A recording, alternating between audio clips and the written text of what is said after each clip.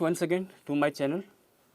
You might have seen so many videos on tenses on various channel, but I am sure you have never seen such a video which we are making today on English grammar or in English tenses. So let me take on quick review which we have learnt in last lesson. First is that जैसे मैंने आपको बताया था कि तीन tenses जो हैं वो मेन होते हैं, जिसमें होता है प्रेजेंट टेंस, पास्ट टेंस और फ्यूचर टेंस, जो इस तरह से जाएंगे: present tense, past tense and future tense. हर एक टेंस के चार रूप होते हैं, एक है सिंपल, फिर है कंटिन्यू, फिर है परफेक्ट और परफेक्ट कंटिन्यूस। तो ये टोटल हो जाएंगे आपके 12 टेंसेस। मेन है 3, टोटल हो जाएंगे 12। अब इसको मैं एक सेंटेंस के हिसाब से लिख के बताता हूँ और आपको ये देखना है कि एक सेंटेंस से दूसरा सेंटेंस जो है वो किस तरह से डिफर होता है। फ्रेंड्स, મૂળ જે છે એ 3 કાળ હોય છે, જેમાં હોય છે સાદો વર્તમાન કાળ, પછી હોય છે ભૂતકાળ અને ભવિષ્યકાળ, અને દરેક કાળની અંદર એના 4 રૂપ હોય, જેવી રીતે કે present simple tense, present continuous tense, present perfect tense અને પ્રેઝન્ટ પરફેક્ટ કન્ટિન્યુઅસ ટેન્સ।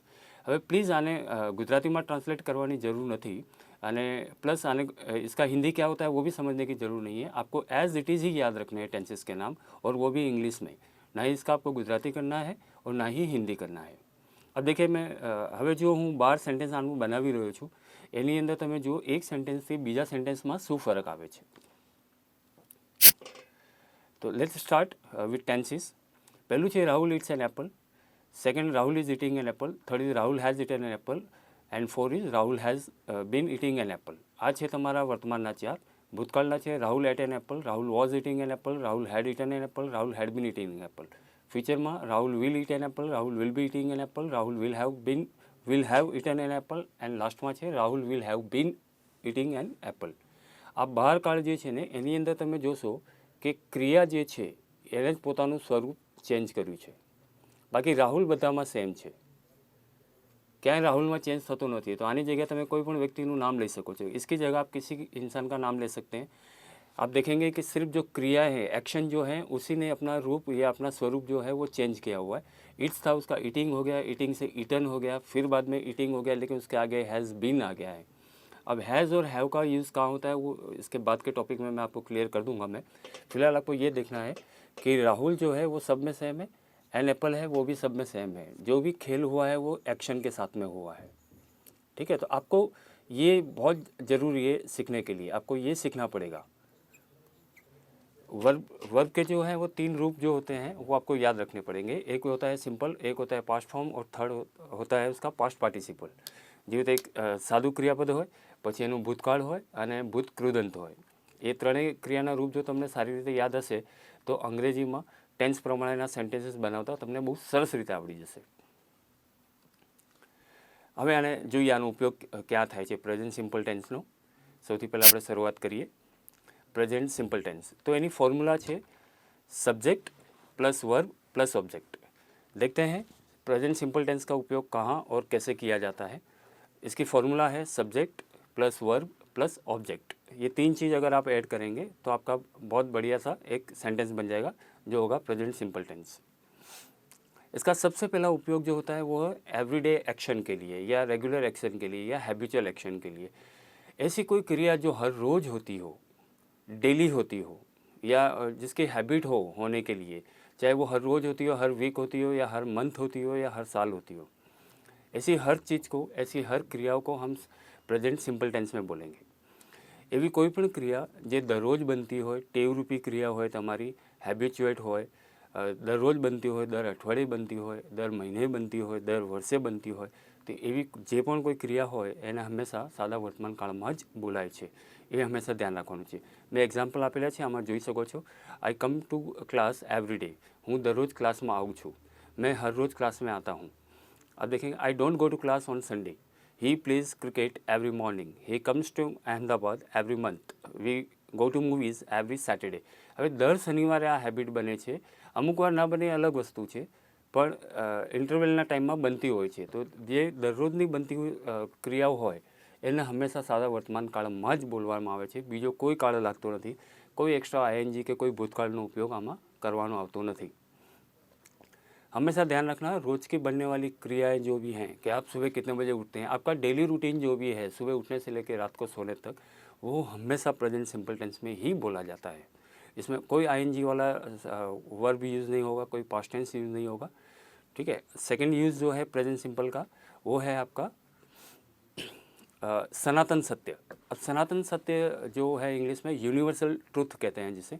सनातन सत्य क्या होता है पहले इसको हम समझ लेते हैं। सनातन सत्य का मतलब ये होता है कि जो चीज़ जितनी 500 साल पहले भी सच थी उतनी ही सच आज भी है और उतनी ही सच आने वाले 500 साल के बाद भी रहने वाली है। जैसे कि मैं एग्जांपल दूं कि सूरज जो है वो पूर्व में से उदय होता है और पश्चिम में अस्त होता है, ठीक है। तो ये सेंटेंस इस तरह के जो वाक्य है, इस तरह के जो वाक्य हैं वो हमेशा प्रेजेंट सिंपल टेंस में बोले जाएंगे। સનાતન સત્ય મિત્રો હંમેશા પ્રેઝન્ટ સિમ્પલ ટેન્સમાં જ બોલવામાં આવે છે, જેવી રીતે કે સૂર્ય પૂર્વમાંથી ઉગે છે અને પશ્ચિમમાં આથમે છે, ઉતાવળે કામ બગડે છે, આપણા વડીલો કહી ગયા છે ઉતાવળે કામ બગડે છે અને સોમવાર પછી રવિવાર પછી સોમવાર આવે છે, ગાય જે છે દૂધ આપે છે, આ બધા જે સેન્ટેન્સ છે એ સનાતન સત્યો છે, એ હંમેશા સાદા વર્તમાન કાળમાં આવે, બીજા કોઈ કાળનો ઉપયોગ થતો નથી આની અંદર। આપણે એક્ઝામ્પલમાં જોઈ લઈએ। મિત્રો આની અંદર બહુ ધ્યાન રાખવાનું છે। મારા ઘણા બધા ગુજરાતી ફ્રેન્ડ્સ અને સ્ટુડન્ટ્સની રિક્વેસ્ટ હતી કે હું ગુજરાતીમાં પણ વિડીયો બનાવું, તો અલગ અલગ વિડીયો બનાવવું શક્ય નહોતું એટલે મેં એક જ વિડીયોની અંદર આ લેંગ્વેજનો સમાવેશ કરવાનો પ્રયત્ન કર્યો છે, જેથી હું પૂરી કોશિશ કરી શકું કે મારા જેટલા પણ વિદ્યાર્થીઓ જે અંગ્રેજી ભાષા શીખવા માંગતા હોય, ઈચ્છતા હોય, તેમની ઈચ્છાને હું પૂરી કરી શકું। જો પહેલું એક્ઝામ્પલ છે, the sun rises in the east and sets in the west. હવે આની અંદર જે સન છે એ સબ્જેક્ટ છે, ધ રાઇઝિસ જે છે એ વર્બ છે અને ઇન ધ ઈસ્ટ આ જે છે આ ઓબ્જેક્ટ છે। ફરી મેં સબ્જેક્ટ રિપીટ નથી કર્યું એટલે ફરી મેં વર્બ લીધું છે અને ફરી ઓબ્જેક્ટ મૂકી દીધું છે, ઓકે। એવી રીતે ધ મૂન આ સબ્જેક્ટ છે, મૂવ્સ એટલે ફરવું, ઓકે। આ ક્રિયા થઈ ગઈ છે તમારે અરાઉન્ડ ધ અર્થ, પૃથ્વીની ચારે બાજુ ફરે છે, એ પણ સનાતન સત્ય છે। जैसे आप देख सकते हैं कि the sun rises in the east and sets in the west. The sun जो है वो सब्जेक्ट है, करता है, और राइजेज जो है वो वर्ब है, और उसके बाद में मैंने ऑब्जेक्ट लिया है। उसी के बाद में जो सेकंड है वो सेट्स मैंने डायरेक्ट लिख दिया है, उसके आगे सब्जेक्ट नहीं लिखा है क्योंकि हम द सन के बारे में ही बात कर रहे हैं। वर्ब के बाद में फिर सीधा ही मैंने ऑब्जेक्ट रख दिया है, तो एक सेंटेंस तरह से बनता है, the sun rises in the east and sets in the west, the moon moves around the earth. Third आपका मंडे फॉलोज संडे। मंडे जो है संडे के बाद में आता है, और एक जो हमारे बुजुर्ग लोग कह के गए हैं जल्दबाजी से काम बिगड़ता है, वो फ्रेसेस का नाम है हेस्ट मेक्स वेस्ट। हेस्ट का मतलब होता है जल्दबाजी, मेक्स यानी बनना, और वेस्ट यानी बिगड़ना, है ना, ख़राब हो जाना। किसी भी चीज़ जो चीज़ है जल्दबाजी से ख़राब हो जाती है। तीसरा उपयोग होता है उसका किसी की आदत को बताना, किसी की पसंद या नापसंद को बताना, किसी की हॉबी को बताना, ये हमेशा प्रेजेंट सिंपल टेंस में ही बोला जाता है। इस चीज़ का भी बहुत ध्यान रखना। फ्रेंड्स, કોઈની પણ પસંદ નાપસંદ હોય, ગમો અણગમો હોય, કોઈની પણ હોબી હોય, એ હંમેશા સાદા વર્તમાન કાળમાં જ બોલાય છે, બીજા કોઈ કાળનો ઉપયોગ થતો નથી। એટલે તમારે એ કોન્ફિડન્સ રાખવાનું છે કે જ્યારે પણ તમને કોઈની પસંદ નાપસંદ બોલવી હોય કે તમારી પોતાની પસંદ નાપસંદ બતાવવી હોય તો હંમેશા સાદા વર્તમાન કાળનો જ ઉપયોગ કરો। અને જ્યારે તમને ખબર હોય કે સાદા વર્તમાન કાળનો ઉપયોગ કરવાનો છે તો એમાં ત્રણ જ વસ્તુ આવે, કર્તા, ક્રિયા અને કર્મ, સબ્જેક્ટ, વર્બ અને ઓબ્જેક્ટ। એક્ઝામ્પલ છે, I don't take T but I take T but I don't take coffee. મને ચા ગમે છે, હું ચા પીઉં છું પણ હું કોફી નથી પીતો। I don't smoke, my friend doesn't smoke too. I like ice cream, my friend likes soft drinks. ઠીક છે, આ પસંદ નાપસંદ બતાવવા માટે થયું। ચોથો ઉપયોગ જે છે સાદા વર્તમાન કાળનો, બહુ ધ્યાનથી જોશો આને, કોઈ પણ કાલ્પનિક વાર્તાઓનું વર્ણન કરવા માટે સાદા વર્તમાન કાળનો ઉપયોગ થાય છે, okay. To narrate an imaginary story we use present simple tense. જેની અંદર તમે ટીવી સિરિયલ્સ આવી જાય, કોઈ મૂવી આવી જાય, કોઈ નોવેલ તમે વાંચી હોય એ આવી જાય। ફોર એન એક્ઝામ્પલ કે તમે કોઈ મૂવી જોઈ હોય અને તમારા ફ્રેન્ડ્સને કે ફેમિલી મેમ્બરને તમારે એ વસ્તુને એક્સપ્લેન કરવાની છે કે મૂવીમાં શું હતું, અથવા કોઈ સિરિયલમાં શું હતું, અથવા કોઈ બુક તમે વાંચી એમાં શું હતું, પણ એ વસ્તુ કાલ્પનિક હોવી જોઈએ, જેને સત્યથી કોઈ લેવા દેવા ના હોય, એવી જે વાર્તાનું વર્ણન જે છે એ તમે હંમેશા સાદા વર્તમાન કાળમાં કરશો। ભલે 2 કલાકની પિક્ચર કેમ ના હોય પણ એ બધા જ વાક્યો તમે સાદા વર્તમાન કાળમાં જ બોલશો. તમે હું તમને એક સરસ પ્રેક્ટિસ આપું છું. તમે કોઈ પણ ફિલ્મ અત્યારે યાદ કરો કે છેલ્લે તમે કઈ પિક્ચર જોઈ છે અને એ પિક્ચરને તમારી ભાષામાં બોલવાનો પ્રયત્ન કરો. હું ગેરંટી આપું છું એ તમે તમારી ભાષામાં પણ એ જ વાતને તમે બધા સાદા વર્तमान कालમાં જ बोलશો. तो ऐसी कोई स्टोरी जो काल्पनिक हो, जिसे हकीकत से कोई लेना देना ना हो, ऐसी हर चीज़, ऐसी हर सीरियल या ड्रामा या कोई मूवीज़ जो हैं उसकी स्टोरी अगर आपके अपने फ्रेंड्स को या अपने फैमिली मेम्बर्स को अगर बताना है तो आपको प्रेजेंट सिंपल टेंस में ही बोलना है. मैं एक प्रैक्टिस बताता हूँ आपको. आप याद कीजिए कि लास्ट मूवी आपने कौन सी देखी थी. ठीक है, अब जो लास्ट मूवी आपने देखी थी उसकी स्टोरी बोलने की कोशिश कीजिए आपकी अपनी भाषा में. हिंदी में बोलने की कोशिश कीजिए, गुजराती में बोलने की कोशिश कीजिए, अगर आप पंजाबी हैं तो पंजाबी में बोलने की कोशिश कीजिए. आई एम श्योर कि आप जो भी सेंटेंस, जो भी स्टोरी बोलेंगे और जो भी सेंटेंस बनाएंगे वो प्रेजेंट सिंपल टेंस में ही बनेंगे. किसी भी पास्ट टेंस का यूज़ नहीं होगा उसके अंदर और ना ही फ्यूचर टेंस का यूज़ होगा. ना भूतकाल आएगा ना भविष्य काल आएगा. वो ट्राई कर सकते हैं. मैंने एक एग्जाम्पल दे रखा है यहाँ पर. Mahesh comes from the rich family, Nitin comes from the poor family. तो महेश जो है वो मेरे लिए सब्जेक्ट है, कम्स वर्ब है और ये जो है ये मेरा ऑब्जेक्ट हो गया. ठीक है, फिर अगेन मैं रिपीट कर रहा हूँ. नितिन मेरे लिए सब्जेक्ट है, ये कम्स है from poor family. Again subject, verb and object. ऐसे सो ऑन. ये ऐसे ही स्टोरी चलती रहेगी. जैसे जैसे जैसे मुझे याद रहेगा, जैसे जैसे मुझे स्टोरी याद आएगी, मैं इस चीज़ को आगे बढ़ाता हुआ जाऊँगा. ठीक है, ऐसी बहुत सारी स्टोरीज़ हमारे सामने होती रहती है कि एक महेश जो है वो बहुत साउंड फैमिली में से आता है, बहुत अमीर घर में से आता है. नितिन जो है बहुत गरीब परिवार में से आता है, लेकिन वो बहुत अच्छे दोस्त बन जाते हैं. लेकिन महेश के पापा को उनकी दोस्ती पसंद नहीं होती है. फिर वो उन दोनों के बीच में बिजनेस पॉलिटिक्स खेलते हैं और बाद में वो दोनों अलग हो जाते हैं. तो ये देखा, जो हिंदी में भी मैंने बोला है अगर आपको, तो ये भी प्रेजेंट सिंपल टेंस में ही बोला है. अगर मैं इसको इंग्लिश में बोलूँगा तो भी ऐसे बोलूँगा. Mahesh comes from the rich family, Nitin comes from the poor family. They become very good friend, but Nitin's father, but Mahesh's father does not like their friendship and he plays business politics. ठीक है, and so on. मैं उसी तरह से story को आगे बढ़ाता हुआ ले जाऊंगा. तो देखिए फ्रेंड्स, ये 4 यूज़ हुए. फ्रेंड्स, 5वां यूज़ है इसका कंडीशनल सेंटेंसेस. कंडीशनल सेंटेंसेस का मतलब होता है कि ऐसे वाक्य जिसके अंदर शर्त आई हो. ऐसी शर्त कि जैसे मैं एग्जांपल दूं आपको कि आपको घर पे किसी ने कुछ काम करने के लिए बोला कि आप ये काम कीजिए, तो आपने काम करने के लिए मना तो नहीं किया है. आप ये बोल रहे हैं मैं ये काम करूँगा अगर आप मेरी मदद करेंगे तो. आप काम करेंगे, लेकिन आपने एक शर्त ये रखी हुई है कि अगर आप मेरी मदद करेंगे तो आप अगर आप मेरी मदद करेंगे तो ये जो है वो शर्त है, वो कंडीशन रखी हुई है. तो ऐसे सेंटेंस को हमेशा जैसे प्रेजेंट सिंपल में बोला जाता है. देखिए, अब हिंदी में अगर मैं बोलूँगा तो आपको ऐसा लगेगा कि ये दोनों सेंटेंस जो है वो फ्यूचर टेंस जैसे हैं, भविष्य काल है. फॉर एग्जांपल, अगर आप मेरी मदद करेंगे फ्यूचर टेंस, तो मैं ये काम करूँगा अगेन फ्यूचर टेंस. आप किसी से मिलने गए हैं, आपका कोई फ्रेंड घर पर नहीं है, तो पड़ोसी को आप कहते हैं कि आए तो कहना कि ये आया था. तो सामने वाला ये बोलता है अगर मिस्टर शाह आएंगे तो मैं आपका मैसेज दूंगा, या मिस्टर शर्मा आएंगे तो मैं आपके समाचार दूंगा. ठीक है, तो आएंगे और दूंगा, ये दोनों चीज़ें जो है फ्यूचर टेंस में हैं. એવી રીતે જ ગુજરાતીમાં જો વાત કરીએ કે શરતવાળા જે વાક્યો હોય એને હંમેશા સાદા વર્તમાન કાળમાં બોલવામાં આવે છે. હું જો ગુજરાતીમાં તમને એક વાક્ય લખાવું અને તમે એને બોલો તો તમને ખ્યાલ આવી જશે કે એ બંને વાક્ય તમે જે છે ને એ ભવિષ્યકાળમાં સાઉન્ડ થતું હોય ને એવું લાગે છે આપણને, પણ અંગ્રેજીમાં બે ભવિષ્યકાળ એકસાથે આવતા નથી. જેવી રીતે કે જો તમે મારી મદદ કરશો તો હું આ કામ કરીશ. બીજો એક્ઝામ્પલ છે, જો તમે મહેનત કરશો તો તમે સફળ થશો. તો જો તમે મહેનત કરશો એટલે ભવિષ્યકાળ થયું, અને તમે સફળ થશો, તો આ વસ્તુ પણ જે છે એ ભવિષ્યકાળ જેવી સંભળાય છે. પણ આની અંદર અંગ્રેજીમાં એવું નથી હોતું. તો આની અંદર તમારે ખાસ ધ્યાન રાખવાનું છે કે જે આખું સેન્ટેન્સ છે એની અંદર શરત જે છે એ કઈ છે, એ શરતને પકડીને એ શરતને તમે સાદા વર્તમાન કાળમાં બોલો અને બીજા સેન્ટેન્સને તમે ફ્યુચર ટેન્સમાં બોલી શકો છો. એક્ઝામ્પલથી હું ક્લિયર કરાવું છું તમને. If you work hard you will get success. જો તમે મહેનત કરશો તો તમે સફળ થશો. આ વાક્યને આગળ પાછળ કરીને હું બોલી શકું છું, you will get success if you work hard.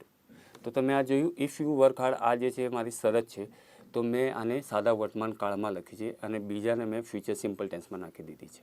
તો આ વસ્તુ ખાસ સમજવાની જરૂર છે કે કંડિશનલ સેન્ટેન્સીસ જે છે એ હંમેશા સાદા વર્તમાન કાળમાં જ બોલવામાં આવે છે. ઓકે, हमेशा ध्यान रखिए कंडीशनल सेंटेंसेस जो हैं, शर्त वाले जो वाक्य हैं आपके, वो हमेशा प्रेजेंट सिंपल में बोलेंगे। जैसे कि if you work hard you will get success, अगर आप मेहनत करेंगे तो आप सफल होंगे। ये सेंटेंस को मैं आगे पीछे करके भी बोल सकता हूँ, you will get success if you work hard. ठीक है, तो अब मैंने देखा कि ये जो है वो शर्त है मेरी, तो इफ़ यू वर्क हार्ड उसको मैंने प्रेजेंट सिंपल में लिखा है और दूसरे सेंटेंस को मैंने फ्यूचर में डाल दिया है। ठीक है, ऐसा ही एक और एग्जांपल लेते हैं हम लोग।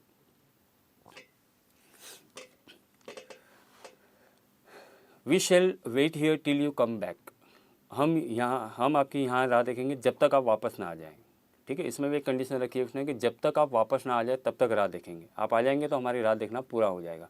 तो दिस इज अगेन एक condition sentence. If it does not rain we shall go on a picnic, picnic जाने के लिए मना नहीं कर रहा हूँ, लेकिन अगर बारिश नहीं हुई तो हम पिकनिक पर जाएंगे। तो अगर बारिश ना हुई तो ये शर्त है, तो इसको मैंने प्रेजेंट सिंपल टेंस में लिया हुआ है। ठीक है, when mister Shah comes I will give you a message, जब मिस्टर शाह आएंगे मैं आपके समाचार दूंगा। જ્યારે મિસ્ટર શાહ આવશે ત્યારે હું તમારા સમાચાર આપીશ। તો આ જે મિસ્ટર શાહ વાળું વાક્ય જે છે એ कंडीशनल सेंटेंस है। तो मिस्टर शाह वाला जो सेंटेंस है वो शरत वाला सेंटेंस है, इसलिए मैंने उसको प्रेजेंट सिंपल में लिया हुआ है। 6 नंबर आता है आपका टू गिव डायरेक्शन। किसी भी चीज़ का डायरेक्शन या किसी को एड्रेस जब बताना होता है, કોઈને પણ સરનામું બતાવતા હોય કે કોઈને દિશા બતાવતા હોય કે કોઈનું ડાયરેક્શન તમે નક્કી કરતા હો, ત્યારે હંમેશા સાદા વર્તમાન કાળનો જ ઉપયોગ થાય છે। जब भी आप किसी को डायरेक्शन दें या एड्रेस बताएं या पता बताएं किसी को, तो हमेशा प्रेजेंट सिंपल टेंस में ही बोलना है, ये फाइनल है। जैसे कि Sunny comes from the left side, Salman comes from the right side and they meet Bobby. Again I repeat, Sunny comes from the left side, Salman comes from the right side and they meet Bobby. એટલે એક મેં direction આપ્યું છે કે આ ભાઈ અહીંથી આવવાનો છે આ સાઈડમાંથી અને એક ભાઈ આ સાઈડમાંથી આવવાનો છે અને આ બંને જઈને આને મળવાના છે। એવી જ રીતે રસ્તામાં તમને કોઈ સરનામું પૂછતો હોય તમે બોલી શકો first take left turn and then go straight and there is a roundabout, take right turn. આ બધા વાક્યો જે છે ને સાદા વર્તમાન કાળમાં જ છે। किसी को एड्रेस भी बता रहे हैं, किसी को पता भी बता रहे हैं, तो आप देखेंगे कि आप प्रेजेंट सिंपल टेंस में ही बोल रहे हैं। कहीं कोई पास्ट टेंस का यूज़ नहीं होता है, कहीं भी फ्यूचर टेंस का यूज़ नहीं होता है। फिर आता है एक्साइटमेंट। एक्साइटमेंट का होता है जोश में आके किसी वाक्य को बोलना। देखिए कितनी बार ये होता है कि जब हम लोग स्टेडियम में कोई मैच देख रहे होते हैं, जैसे मैं एक एग्जांपल दूं आपको कि सचिन तेंदुलकर अगर बैटिंग कर रहा है और उसके सामने शोएब अख्तर जो है वो बॉलिंग में है, तो एक एक्साइटमेंट तो बनता है स्टेडियम के अंदर, क्योंकि सचिन तेंदुलकर जो है वो अपने आप में क्रिकेट के भगवान माने जाते हैं और शोएब अख्तर जो हैं वो बहुत फास्ट बॉलर माने जाते हैं। तो एक एक्साइटमेंट होता है पब्लिक के अंदर, ऑडियंस के अंदर, तो चिल्ला चिल्ली होती है। अब आप देखिएगा कि पहला बॉल जो है वो शोएब अख्तर ने डाला, अब डाला यानी वो फेंका, यानी कि ये भूतकाल हो गया और सचिन आउट हो गए। तो एक जोश हो जाता है माहौल के अंदर कि ये क्या हो गया। सचिन जैसा दिग्गज बैट्समैन अगर इस तरह से आउट हो जाता है तो सही में एक्साइटमेंट वाला माहौल होता है वो। तो ऐसी चीज़ों को जो है ना, अब जब मैं आपको ये सेंटेंस बोल रहा हूँ कि शोएब ने पहला बॉल फेंका और सचिन आउट हो गया, अब आउट हो गया ये भूतकाल है, उसने बॉल फेंका वो भी भूतकाल है। लेकिन उस समय पर्टिकुलर जब कमेंटेटर जो होता है क्रिकेटर का, वो उस समय जब वो ये सेंटेंस बोल रहा होता है ना, वो हमेशा प्रेजेंट सिंपल टेंस में बोलेगा। जैसे कि Shoaib bowls the first ball and Sachin gets out, वो गॉट आउट नहीं बोलेगा। लेकिन 2 मिनट के बाद में अगर फिर से उसको यही सेंटेंस बोलना है तो फिर वो पास्ट टेंस के हिसाब से बोलेगा कि उसने पहला बॉल डाला था तब जाके सचिन आउट हुआ था। लेकिन पर्टिकुलर उस समय पे, उस समय जब वो जोश का माहौल है, एक्साइटमेंट का जो माहौल है, उस समय हमेशा प्रेजेंट सिंपल टेंस का यूज़ किया जाता है। जैसे हियर ही कम्स, यहाँ अब आ चुका है लेकिन फिर भी बोलते हैं हियर ही कम्स। हियर कम्स केलाल to show you his magic world. केलाल जो है बहुत बड़े जादूगर हैं, थे एक्चुअली, अब नहीं रहे हैं वो इस दुनिया में। तो जब वो स्टेज पे आते थे तो उनका इस तरह से वेलकम होता था कि हियर कम्स केलाल to show you his magic world. ठीक है, जबकि वो आ चुके होते थे स्टेज के ऊपर, फिर भी वो प्रेजेंट सिंपल टेंस में ही बोला जाता था। केलाल जे छे ए बहु महान जादूगर थई गया अपना गुजरात में, बहु विश्व में एमनी बहुत सारी एवी ख्याति हती। तो જ્યારે પણ સ્ટેજ ઉપર આવતા ત્યારે એમનું વેલકમ આવી રીતે જ કરવામાં આવતું હતું, કારણ કે એક બહુ એક્સાઇટમેન્ટ રહેતું હતું પબ્લિકની અંદર, લોકોની અંદર, દર્શકોમાં, કે એને જોવા માગે. હવે એ સ્ટેજ ઉપર હાજર છે, એ પહોંચી પણ ગયા છે, પણ છતાંય એનાઉન્સર એ રીતે એનાઉન્સ કરશે કે હિયર કમ્સ કેલાલ to show you his magic world. પછી છે we take you to Patel stadium. હવે અમે તમને લઈ જઈએ છીએ પટેલ સ્ટેડિયમ ઉપર. કોમેન્ટેટરની આ લેંગ્વેજ છે. આના અગાઉ અગર જે રીતે મેં એક્ઝામ્પલ તમને આપ્યો સચિનનું ને શોએબનું, સેમ એવું છે. Kapil bowl first ball and Richard gets out, એ આઉટ થઈ ગયું. ઓકે ફ્રેન્ડ્સ, તો આ જે છે હવે છેલ્લું પ્રેઝન્ટ સિમ્પલની અંદર છે to remind future plans and time tables. તમારે કોઈ પણ ફ્યુચર પ્લાનિંગ્સ હોય જેને રિમાઇન્ડ કરો, જે see you tomorrow, see you next week, see you next month, આ બધા જે વાક્યો છે નાના નાના, આ બધા સાદા વર્તમાન કાળમાં જ બોલવામાં આવે છે. કોઈ પણ ટ્રેનનો ટાઈમ હોય, કોઈ પણ બસનો ઉપડવાનો ટાઈમ હોય, કે ફ્લાઇટનો ઉપડવાનો ટાઈમ હોય, કે આવવાનો ટાઈમ હોય, એ હંમેશા સાદા વર્તમાન કાળમાં જ બોલાય છે. પછી એ ડિલે હોય તો એ પ્રમાણે પછી બોલાશે, પણ જનરલી એનો જે टाइम टेबल है ये सादा वर्तमान काल में बोला है. आप ज़्यादातर देखेंगे कि किसी भी ट्रेन का या फ्लाइट का या बस का टाइम टेबल जो होता है वो हमेशा प्रेजेंट सिंपल टेंस में ही बोला जाता है. फिर कभी जैसे सवेरा लेट वेट हो जाती है तो थोड़ा आगे पीछे से टेंस का यूज़ किया जा सकता है, लेकिन पर्टिकुलर जो उसका टाइम टेबल है वो हमेशा प्रेजेंट सिंपल टेंस में ही बोला जाएगा. जैसे कि the Gujarat mail departs at 10 o'clock. Departs का मतलब होता है प्रस्थान करना. ठीक है, ये प्रस्थान करना हो गया, तो ये गुजरात मेल जो है मेरे लिए सब्जेक्ट हो गया, डिपार्ट जो है मेरे लिए वर्ब हो गया, ये ऑब्जेक्ट हो गया. ठीक है. द राजधानी एक्सप्रेस अराइव्स, अराइव्स का मतलब होता है आगमन, आवવું गुजराती में. राजधानी एक्सप्रेस जो है मेरे लिए सब्जेक्ट है और ये वर्ब हो गया और ये मेरा ऑब्जेक्ट हो गया. ओके फ्रेंड्स, तो ये 8 स्टेज हैं जहाँ प्रेजेंट सिंपल टेंस का यूज़ करेंगे. और एक चीज़ का ज़्यादा ध्यान रखिएगा कि 12 टेंसेस जो हैं हम लोगों के अंग्रेजी में, उसमें सबसे ज़्यादा प्रेजेंट सिंपल टेंस का यूज़ होता है. बाकी जो है वो बहुत शॉर्ट में ही है. आपको ज़्यादा दिक्कत नहीं रहेगी एक टेंस से दूसरे टेंस को याद करने के लिए. સૌથી વધારે જે આપણે કાળનો ઉપયોગ કરતા હોઈએ ડે ટુ ડે લાઈફની અંદર, તો સાદા વર્તમાન કાળનો ઉપયોગ કરતા હોઈએ છીએ. એટલે એના પછીના બીજા જે કાળો છે એ બહુ સિમ્પલ છે. એક કાળથી બીજા કાળની અંદર હેરલાઇન ડિફરન્સ છે, બહુ સામાન્ય ફરક હોય છે, એટલે તમે ધ્યાનથી જોશો તો તમને ખ્યાલ આવી જશે. હવે હું બીજો કાળ લઉં છું આની અંદર, જે છે પ્રેઝન્ટ કન્ટિન્યુઅસ ટેન્સ, જેને ગુજરાતીમાં બોલી શકો છો ચાલુ વર્તમાન કાળ. એની ફોર્મ્યુલા જે છે એ છે subject plus is, am are plus verb plus I N G plus object. આ ફોર્મ્યુલાઓ તમારે બહુ સારી રીતે યાદ કરી લેવી પડશે. જો ફોર્મ્યુલા તમને યાદ રહી જશે, આ ફોર્મ્યુલા જે છે ને એ તમને વાક્ય બનાવતા શીખવાડે છે. એટલે ફોર્મ્યુલા તમારે બહુ સારી રીતે યાદ કરી લેવાની છે કે પ્રેઝન્ટ સિમ્પલ ટેન્સની ફોર્મ્યુલા આ છે. ઠીક છે. હવે આનો ઉપયોગ ક્યાં થાય છે? સૌથી પહેલી કે બોલતી વખતે, for the action going on at the time of speaking. જ્યારે તમે બોલી રહ્યા હો એ વખતે તમારી આંખોની સમક્ષ ક્રિયા ચાલુ હોય અથવા પ્રગતિમાં હોય તે ક્રિયા બતાવવા માટે प्रेजेंट कंटिन्यूसનો उपयोग થાય છે. चालू वर्तमान काल का उपयोग, प्रेजेंट कंटिन्यूस टेंस का उपयोग तब होता है जब आप बोल रहे हैं और आपके आँखों के सामने वो क्रिया चल रही है या प्रगति में है या कंटिन्यूस है, तभी आप बोल सकते हैं. जैसे कि अभी मैं बोल रहा हूँ तो इसका इंग्लिश होगा आई एम स्पीकिंग, या आप बोल सकते हैं आई एम टीचिंग इंग्लिश. ठीक है. यू आर लर्निंग इंग्लिश, आप इंग्लिश सीख रहे हैं. You are watching me on mobile, ये जो भी क्रिया हैं. सी इज़ कुकिंग फूड, है ना, वह खाना पका रही है, તેણી રસોઈ બનાવી રહી છે. આ વાક્ય હું ક્યારે બોલીશ? જ્યારે તે ખરેખર રસોઈ બનાવી રહ્યો હોય અને મને દેખાતું હોય ત્યારે. તો પોતાની આંખોની સામે જે ક્રિયા ચાલુ હોય અથવા પ્રગતિમાં હોય તે દર્શાવવા માટે હંમેશા સાદા વર્તમાન कालનો उपयोग થાય છે. ऐसी कोई भी क्रिया जो आपके बोलते समय आपकी आंखों के सामने चल रही हो या प्रगति में हो, उसे बोलने के लिए प्रेजेंट सिंपल टेंस का उपयोग होता है. एग्जाम्पल आपके सामने है. I am learning English now, she is writing a letter, they are playing cricket now on the ground. એવું એડ કરી શકો, કરવું હોય તો ऐसा ऐड कर सकते हैं अगर करना है तो. सी इज़ कुकिंग फूड, है ना, वह खाना पका रही है. Okay friends, and second use છે વિથ નાવડેઝ. હવે નાવડેઝનો મતલબ શું થાય છે? નાવડેઝનો મતલબ થાય છે આજકલ. आजकल, गुजराती में लिखो. हिंदी में इसका मतलब होता है आजकल. ऐसे बहुत सारे सेंटेंस हैं जो हम लोग आजकल से शुरुआत करते हैं बोलने के लिए। जैसे आजकल लोग फैशन के पीछे भाग रहे हैं, आजकल लोग पैसे के पीछे भाग रहे हैं, आजकल लोग टीवी की वजह से घर पर टाइम पास कर रहे हैं, ठीक है। तो ऐसी जो नाउ डेज वाला सेंटेंस जो भी होता है, वर्ड का जब यूज़ करते हैं आप, तो मेक श्योर कि आप इसको प्रेजेंट कंटिन्यूस में ही बोलें।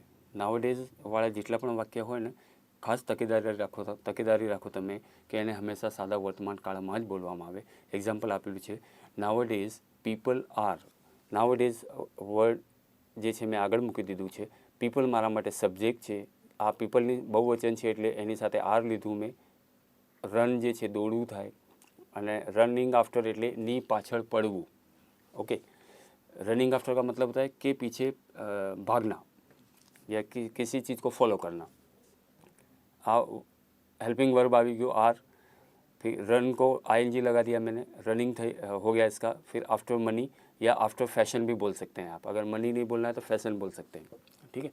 सेकंड ऐसा दूसरा एग्जांपल है, nowadays people are passing time at home because of TV.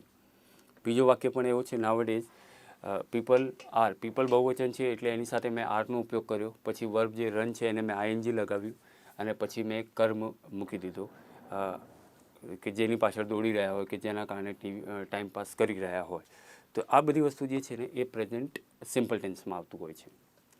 Next છે આપણું प्रेजेंट परफेक्ट टेंस, જેને ગુજરાતીમાં કહેવાય છે પૂર્ણ વર્તમાન કાળ. हिंदी में कहते हैं पूर्ण वर्तमान काल, ठीक है. इसका उपयोग कहाँ होता है ये भी देख लेते हैं हम लोग. इसकी फॉर्मूला है सब्जेक्ट प्लस हैव या हैज़ प्लस वर्ब का थर्ड फॉर्म जिसको हम कहते हैं past participle V3 and object. Past participle को आप V3 भी बोल सकते हैं, ठीक है. वर्ब का थर्ड रूप होता है, उसके हिसाब से आएगा ये. और फिर आएगा ऑब्जेक्ट. अब देखिए आप ये सेंटेंस को जब ये टेंस को जब आप देखते हैं ना, तो ये आपको पता चल जाता है कि प्रेजेंट का मतलब होता है वर्तमान, परफेक्ट का मतलब होता है कुछ पूरा हो चुका हो, यानी कि भूतकाल, ठीक है. तो प्रेजेंट और पास्ट का ये कॉम्बिनेशन है दोनों. तो ऐसे बहुत सारे एग्जांपल होते हैं जो प्रेजेंट से भी रिलेटेड होते हैं और पास्ट टेंस से भी रिलेटेड होते हैं. तो ऐसे सेंटेंसेस को जब बोलना होता है तो present simple tense perfect tense का यूज़ करते हैं हम लोग. આ વાક્યને તમે ટેન્સનું નામ જ જુઓ ને તો તમને ખ્યાલ આવી જાય કે પ્રેઝન્ટ એટલે વર્તમાન થાય છે, અને પરફેક્ટ એટલે કંઈક વસ્તુ પૂર્ણ થઈ ગઈ હોય તો પરફેક્ટ કહેવાય. એટલે એ થઈ ગઈ હશે તો ભૂતકાળ હશે. ઓકે, તો હવે વર્તમાન અને ભૂતકાળનું એક પરફેક્ટ સંગમ જેને કહેવાય ને, એ એવા વાક્યો અહીંયા બનશે, એ હું તમને બતાવું છું. આનો સૌથી પહેલાં ઉપયોગ છે કે ક્યાં ઉપયોગ થવો જોઈએ આનો. સૌથી પહેલાં કે એવી કોઈ ક્રિયા કે જે ભૂતકાળમાં બની હોય પણ વર્તમાનમાં બોલતી વખતે પણ એની અસર હોય. ક્રિયા ચાલુ ના હોય પણ ભૂતકાળમાં બનેલી કોઈ ક્રિયા જેની અસર હજુ તમે વર્તમાનમાં જ્યારે બોલતા हो ત્યારે પણ હોય. ऐसी कोई क्रिया कि बनी भूतकाल में है लेकिन उसका असर जो है वर्तमान में आप जब बोल रहे हैं तब भी आप महसूस कर रहे हो, इस तरह से होता है. जैसे कि अगर मैं आपसे पूछूँ कि आपने ताजमहल देखा है, आप बोलोगे हाँ देखा है. कब देखा है? मुझे पता नहीं है, 5-7 साल पहले देखा होगा. अब देखिए ताजमहल को देखने की जो क्रिया है वो 5-7 साल पहले हुई है, लेकिन वर्तमान में आज जब आप बोल रहे हैं तब भी आपको याद है. तो ये सेंटेंस हमेशा आप प्रेजेंट परफेक्ट में बोलेंगे. आप जनरली खाना कितने बजे खाते हैं, तो लंच कितने बजे लेते हैं, तो बोलते हैं कि हम 12 बजे या 12:30 बजे या 1 बजे लंच लेते हैं. अब 2 या 3 बजे कोई आपका फ्रेंड आके कहे आपसे कि चलो हम लोग रेस्टोरेंट में चलते हैं नाश्ता करने के लिए, तो आप जाएंगे? आप ऑब्वियसली अपने ही जाएंगे क्योंकि आपने 12 बजे खाना खाया है. लेकिन आप 2 बजे जब आप बोल रहे हैं तब तक आपको भूख नहीं लगी है, यानी आपने जो खाना खाया है उसकी असर आपके बोलने समय तक है. तो ऐसे सारे वाक्य जो है, ऐसे सारे जो सेंटेंस है वो प्रेजेंट परफेक्ट टेंस में बोले जाते हैं. પ્રેઝન્ટ પરફેક્ટ ટેન્સની અંદર એવું જ છે કે એવી કોઈ પણ ક્રિયા જે ભૂતકાળમાં બની ગઈ હોય પણ જેની અસર વર્તમાનમાં બોલતી વખતે પણ હોય. રાઈટ. તમે સમજો પપ્પા તમારા ઓફિસે ગયા હોય અને એમના કોઈ ફ્રેન્ડ મળવા આવ્યા હોય અને તમને પૂછે કદાચ કે પપ્પા ક્યાં છે, તો તમે શું કહો છો? ઓફિસ ગયા છે. હવે ગયા હોય સવારે 9 વાગે કે 10 વાગે, પણ જ્યારે તમે બોલી રહ્યા છો ત્યારે ત્યાં સુધી તેઓ રિટર્ન આવ્યા નથી, તેઓ પાછા આવ્યા નથી. તો એનો મતલબ એ છે કે ક્રિયા ભલે ભૂતકાળમાં બની હોય પણ એની અસર જે છે વર્તમાનમાં પણ વર્તાઈ રહી છે. રાઈટ. એક્ઝામ્પલ લઈએ આપણે, વધુ ક્લિયર થશે. આઈ હેવ ટેકન લંચ. મેં જમી લીધું છે એના પછીનું આ જે વાક્ય છે ને મેં વધારે એડ તમને સમજાવવા માટે લખ્યું છે, એટલે આપણું વાક્ય આટલું જ બને છે, આઈ હેવ ટેકન લંચ, મેં જમી લીધું છે. ઓકે, ક્યારે જમ્યું છે એ ખબર નથી, પણ હજુ મને ભૂખ નથી લાગી, એટલે ક્રિયા ભૂતકાળમાં બની ગઈ છે પણ વર્તમાનમાં હજી અસર છે, એટલે મારે તમારી સાથે રેસ્ટોરેंटમાં નથી આવવું. मैं खाना खा चुका हूँ, इसके लिए मुझे अब रेस्टोरेंट में आपके साथ नाश्ता करने नहीं आना है. मैंने खाना कब खाया वो मुझे याद नहीं है, लेकिन अभी जब मैं बोल रहा हूँ तब तक मुझे भूख नहीं लग रही है, यानी वो जो मैंने खाना खाया था उसके असर अभी तक है मुझ में, right. He has gone out so you cannot meet him, તેઓ બહાર ગયા છે તેથી તમે તેઓને નહીં મળી શકો. वह बाहर गए हैं, कब गए हैं, वो भूतकाल में गए लेकिन अभी तक रिटर्न नहीं आए हैं. तो ऐसी क्रिया हुई है जो भूतकाल में हुई है लेकिन अभी वर्तमान में भी उसकी असर है, इसकी वजह से प्रेजेंट परफेक्ट टेंस में बोला जाएगा. फिर I have just come from the market so I am tired, मैं अभी अभी बाज़ार से आया हूँ. ठीक है, आया हूँ, आ चुका हूँ, लेकिन अभी अभी आया हूँ यानी भूतकाल की क्रिया, लेकिन वो थकान की असर अभी भी मुझ में है. तो ये जो सेंटेंस है ये मुझे बताता है कि प्रेजेंट परफेक्ट टेंस में मुझे इस सेंटेंस को बोलना है. ठीक है, ऐसे बहुत सारे सेंटेंस हैं जो आप बैठ के बना सकते हैं. एक और मैं अगर आपको कुछ ऐसी चीज़ और भी बताऊं कि to express past action of which time is not given and definite. ठीक है, ऐसी कोई क्रिया कि जो भूतकाल में बनी है लेकिन उसका टाइम नक्की नहीं है, टाइम फाइनल नहीं है कि कब बनी है, लेकिन बनी ज़रूर है. जैसे कि वो अमेरिका गया हुआ है, ठीक, कब गया है मुझे पता नहीं है. ठीक है, तो मैं ऐसे बोल सकता हूँ he has been to America या जापान. जैसे ये सेंटेंस जो मैंने लिखा हुआ है यहाँ पे, ही हैज़ बीन जो है वो बी का थर्ड फॉर्म है, बी यानी होना, सेकंड फॉर्म होता है इसका वॉज, और थर्ड फॉर्म हो गया आपका बीन. ये पास्ट पार्टिसिपल मैंने लिया जो मुझे लेना है इसके अंदर, तो ये बिन यहाँ मैंने ऐड कर दिया. तो he has been to Japan. Have you read this book, क्या आपने ये किताब पढ़ी है, यानी पहले भूतकाल में ये पढ़ चुके हैं किताब. तो इसका रिप्लाई ये भी हो सकता है yes I have read this book, या ऐसा भी हो सकता है no I haven't read this book, मैंने ये किताब नहीं पढ़ी है. ठीक है, तो ऐसी कोई क्रिया कि जिसका भूतकाल का हो लेकिन जिसका समय नक्की ना हो. तीसरा है to show action must be over in the present. इसका मतलब ये सीधा मतलब ये होता है कि ऐसी कोई क्रिया कि जो अभी फ़िलहाल आप कर रहे हैं और अभी वर्तमान में जो कर रहे हैं वर्तमान में ही पूरी हो जाए, ऐसा सेंस मुझे बताना है. फॉर एग्ज़ाम्पल अभी घर पर आप कुछ काम कर रहे हो, घर से आपसे किसी ने बोला भाई बाज़ार जाओ और ये लेके आओ. ठीक है, तो आप अपनी पढ़ाई छोड़ के तो जाएंगे नहीं या अपना काम छोड़ के तो जाएंगे नहीं, तो आपके घर से ऐसे कहेंगे आपका ये होमवर्क हो जाए तो बाज़ार में जाना. दूसरा एग्जांपल है आप किसी से मिलने गए और वो खाना खाने बैठे हुए हैं, तो आप खाना खाने बैठे हुए को उठाएंगे तो नहीं, आप क्या बोलते हैं उनसे कि प्लीज़ आप खाना खा लीजिए उसके बाद आके मुझसे मिलिए. तो वर्तमान में जो क्रिया आपकी चल रही है या हो रही है वो वर्तमान में ही कंप्लीट हो जाए, पूर्ण हो जाए, ख़त्म हो जाए, तब ये काम करना. ये ऐसा कुछ व्यक्त करने के लिए भी प्रेजेंट परफेक्ट का यूज़ होता है. ભૂતકાળમાં વર્તમાનની અંદર કોઈ ક્રિયા થઈ રહી હોય અથવા ચાલુ હોય અને વર્તમાનમાં જ પતી જાય તેવું દર્શાવવા માટે પ્રેઝન્ટ પરફેક્ટનો ઉપયોગ થાય છે. ફોર એક્ઝામ્પલ એવી રીતે લઈ શકાય કે તમે કોઈ ફ્રેન્ડને મળવા ગયા હો ને જમવા બેઠો હોય તો ત્યારે તમે શું કહેતા હો છો જનરલી, એ જમતો હોય ત્યારે તમે એને ઉઠાવવાના નથી, એટલે શું કહો છો કે ભાઈ તું જમી લે એટલે પછી મને મળજે, અથવા તારું આ કામ પતી જાય તો બજારમાં જજે. તો વર્તમાનનું જે કામ વર્તમાનમાં પતી જાય તે પછી શું કરવાનું છે તે દર્શાવવા માટે પ્રેઝન્ટ પરફેક્ટ ટેન્સનો ઉપયોગ થાય છે. To show action must be over in the present. After you have taken lunch please meet me, जमी लीधा पछी मने मळजो, खाना खाने के बाद मुझसे मिलना. After you have finished your work go to market. તમારું કામ પતી ગયા પછી હાલમાં જે તમે કામ કરી રહ્યા છો, फिलहाल जो आप काम कर रहे हैं वो पूरा हो जाए, જ્યારે कंप्लीट થઈ જાય પછી તમે बाज़ाરમાં જજો, फिर आप बाज़ार में जाना. तो ये चीज़ें जो हैं वो प्रेजेंट परफेक्ट में बोली जाती है और लिखी जाती है. एक बहुत ही इम्पोर्टेंट चीज़ मैं आपको बताना चाहता हूँ कि प्रेजेंट परफेक्ट टेंस के अंदर क्रिया कब बनी या एक्शन कब हुआ वो समय नहीं बताया जाता है. બહુ ખાસ ધ્યાન આપવાવાળી બાબત છે કે ઘણા લોકો અંગ્રેજી ઘણું બધું ખોટું બોલે છે, એ હું તમને એક્ઝામ્પલ સાથે બતાવીશ ને એવા લોકોથી તમે ડરો છો અને તમે કોન્ફિડન્સ ખોઈ બેસો છો, તમને એવું લાગે છે કે તમને અંગ્રેજી નથી આવડતું. પ્રેઝન્ટ પરફેક્ટ ટેન્સની અંદર ક્રિયા ક્યારે બની તે કાળ કદી પણ બતાવવામાં આવતો નથી. બરાબર છે, એનું એક્ઝામ્પલ લઈએ આપણે. તમે આ નોંધ તો ધ્યાન જ રાખજો અથવા લખી રાખજો આ વસ્તુને. ઠીક છે, આ નોટ આપેલી જ છે મેં, અને બહુ સારી રીતે with the present perfect tense the time of action is not shown. હા ને, પ્રેઝન્ટ પરફેક્ટ ટેન્સની સાથે કદી પણ સમય બતાવવામાં આવતો નથી. જેવી રીતે આઈ હેવ રિસીવ્ડ યોર લેટર, અહીંયા સુધી બરાબર છે. આ યસ્ટરડે લખી દો ને એટલે આ ચોક્કસ સમય બતાવી દીધું કે તમને આ પત્ર ક્યારે મળ્યો, બરાબર છે. તો આ ખોટું ઇંગ્લિશ થઈ ગયું તમારું. સમય નહીં બતાવવાનો. પ્રેઝન્ટ પરફેક્ટ ટેન્સની અંદર સમય ક્યારે પણ નહીં બતાવવાનો. એની જગ્યાએ તમે બોલી શકો આઈ રિસીવ્ડ યોર લેટર, રાઈટ. આ સાદું ભૂતકાળ થઈ ગયું. અથવા આની જગ્યાએ બોલી શકો આઈ હેવ.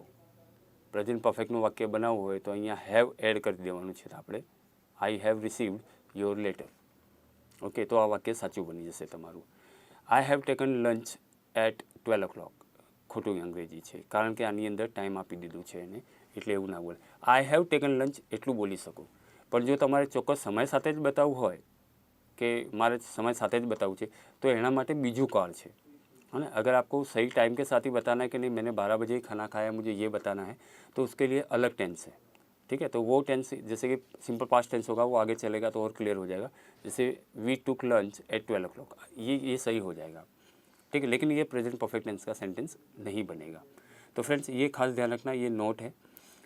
अब मैं एक टेंस और ले रहा हूँ आपका, प्रेजेंट परफेक्ट कंटिन्यूस टेंस, जो जाएगा इस तरह से.